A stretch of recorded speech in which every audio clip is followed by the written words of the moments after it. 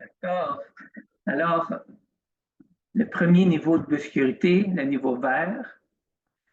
Donc, on rappelle qu'on est dans celui du visiteur. Donc, le visiteur peut accéder à la cour, comme tous les autres intervenants, mais il y a la particularité que lui, il rentre dans le ployer.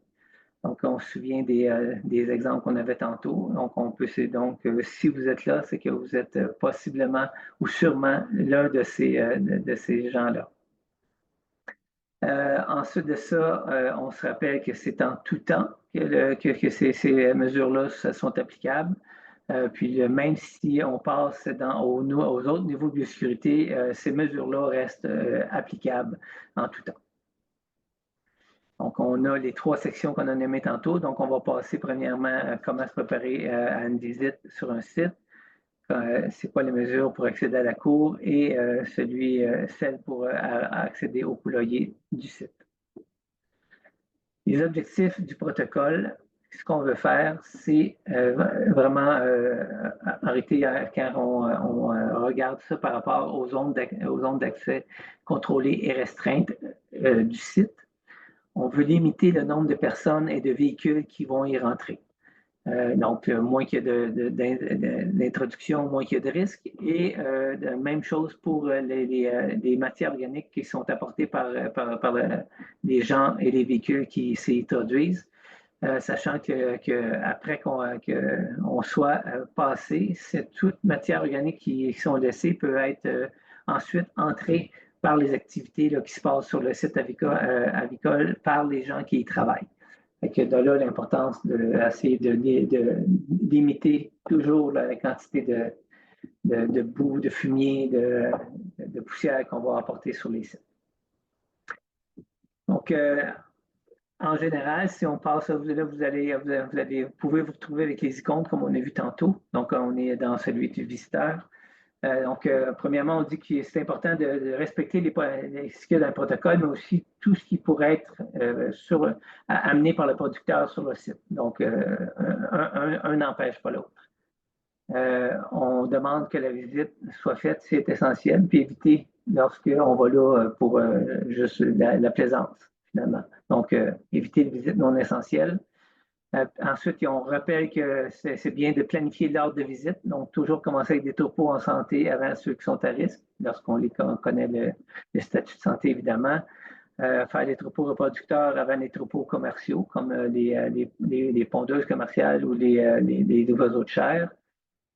Puis commencer avec les oiseaux qui sont plus jeunes, finir avec les plus vieux. Donc, c'est un ordre de visite qui peut être plus sécuritaire, mieux sécuritaire pour les oiseaux.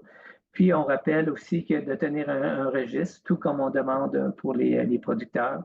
Lorsqu'il y a un retraçage, ça se peut qu'on soit demandé où est-ce qu'on est allé après qu'on soit allé sur un site qui est devenu suspect avec le temps. Pour se préparer à un site, en tout temps, on devrait avoir un véhicule visiblement propre. Donc, ça, c'est pris des mesures de l'Agence canadienne. Ça veut dire quoi? Ça, sans contamination visible de fumier ou d'excréments d'animaux ou de boue.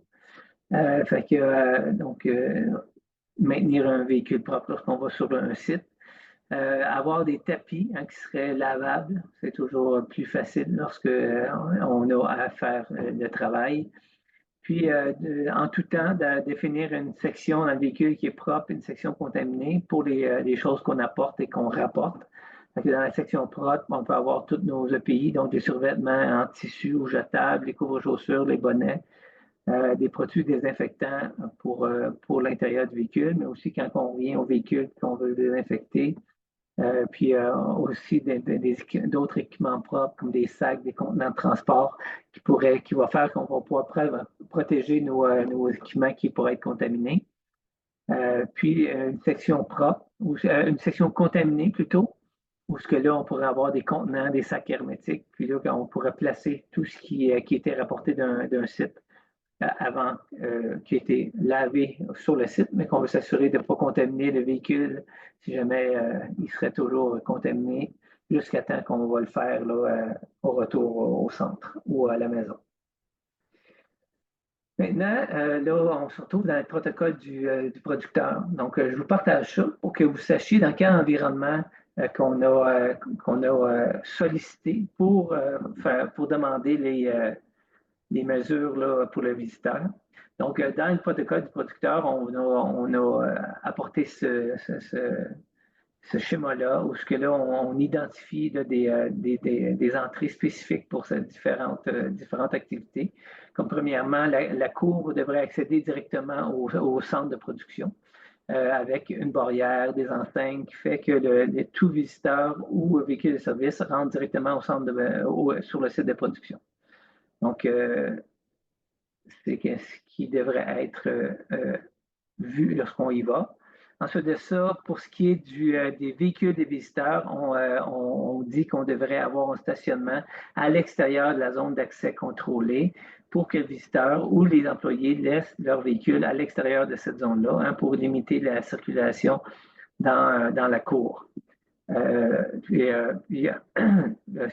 dit que ce stationnement-là devrait être éloigné des ployers, des conteneurs de cadavres d'oiseaux, du couloir de manutention de fumier, puis des zones de livraison des aliments. Donc placé de façon stratégique pour que justement que les visiteurs ne roulent pas dans de la boue ou du fumier. Puis le stationnement ne devra pas être emprunté par des véhicules ou des équipements du site de production hein, pour ne pas avoir de contamination croisée là, entre les deux types de véhicules. Ensuite de ça, on dit aussi dans le protocole du producteur que les véhicules qui rentrent chez lui devraient être visiblement propres. Comme on a dit tantôt, sans boue, fumier, excréments d'animaux, puis qui devraient circuler lentement pour éviter qu'il y ait de soulever la poussière et puis passer dans les flaques d'eau, la boue et le fumier. Puis on sollicite aussi le fait d'avoir une cour qui est sans boue, fumier et flaques d'eau, donc bien drainée et entretenue. Pour ce qui est du poulailler, bon, on rappelle ce qui est déjà dans les programmes des fédérations, donc avoir des enseignes de sécurité d'autorisation d'accès au poulailler qui soient barrées en tout temps et d'avoir une boîte aux lettres à l'extérieur pour s'assurer qu'il y a des gens qui ont des bons ou des factures à laisser qui peuvent le faire sans vouloir s'introduire à l'intérieur du poulailler. Ceci dit, là aussi, il y a aussi, on parle aussi pour le producteur de la zone de transition, comment elle devrait être placée pour que le visiteur, tout comme le personnel de la ferme, puisse utiliser comme il faut ces zones-là. Donc, dans les protocoles, on va utiliser la zone de transition en deux espaces, puisque c'est la plus fréquente hein, dans les ployers présentement. Donc, on décrit dans la zone extérieure qu'il devrait avoir une place pour mettre les vêtements d'extérieur, une place pour signer des vêtements avec un banc jusqu'au sol, des poubelles chaque côté dans chacune des espaces pour laisser le matériel de l'extérieur à l'extérieur, de l'intérieur à l'intérieur. Puis dans l'espace intérieur, on devrait avoir un espace pour accrocher les vêtements du poulailler ou qui ont été apportés ou qui étaient déjà fournis avec un lavabo ou un désinfectant pour laver les mains, puis possiblement des vêtements ou des chaussures qui pourraient être fournis. Donc, c'est comme ça c'est ça qui est sollicité comme espace là, de changement pour les visiteurs. Donc, si on revient maintenant aux visiteurs, qu'est-ce qui est dit par rapport à ça? C'est tout simplement de respecter les consignes de circulation dans le cours, respecter la barrière, les enseignes, emprunter le bon chemin pour les véhicules, les visiteurs, conduire lentement, éviter les trous d'eau, la boue et le fumier. Ensuite de ça, à prime abord, se stationner à l'extérieur de la cour, donc puis s'assurer qu'on est loin des poulaillers si jamais il n'y a pas de stationnement spécifique. Puis éviter la trajectoire du vent du poulailler pour éviter les ventilateurs et tout ce qui pourrait provenir de l'intérieur du poulailler. Donc, c'est qu'est-ce qui est dit. Sinon, aussi, on dit qu'il faudrait planifier l'introduction et la sortie des déployés. Donc, on pourrait déterminer à l'avance comment on va transporter nos EPI Quand on apporte, souvent, c'est propre. Mais quand on va ramener, ça va être contaminé possiblement. Donc, amener des sacs, des contenants pour pouvoir faire ce transport-là. Puis, s'assurer que tout ce qu'on apporte est nettoyé, désinfecté avant, puis le faire aussi à la sortie du poulailler. Ensuite de ça, toujours accéder au poulailler par l'entrée dédiée aux personnes pour faire l'entrée biosécuritaire.